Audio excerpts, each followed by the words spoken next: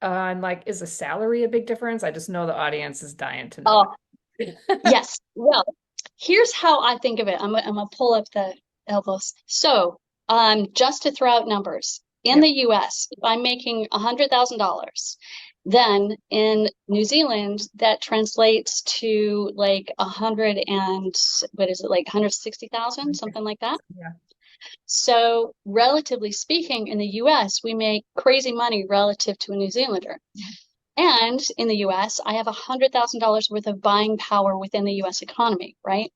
In New Zealand, if I make 100,000 New Zealand, I have 100,000 New Zealand buying power, but I only make $60,000 when you look at the US, Right. But that right? doesn't matter So, because you're spending it in New right. Zealand. Yeah.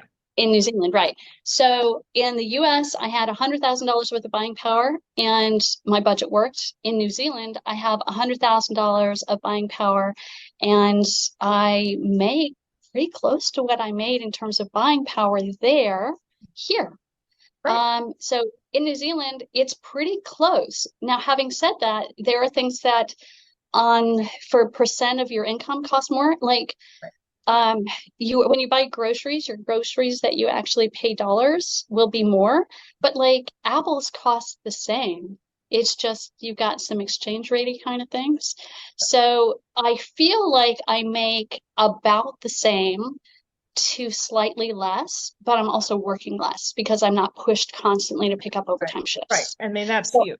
Right. yeah, yeah. So I think that's within the New Zealand economy, I make the same thing I made in the US in terms of buying power. Yeah, and that was So our if we experience were too. We basically made the same. And I would say exactly overall, though, my take home pay felt like I was more. I had more disposable in New Zealand.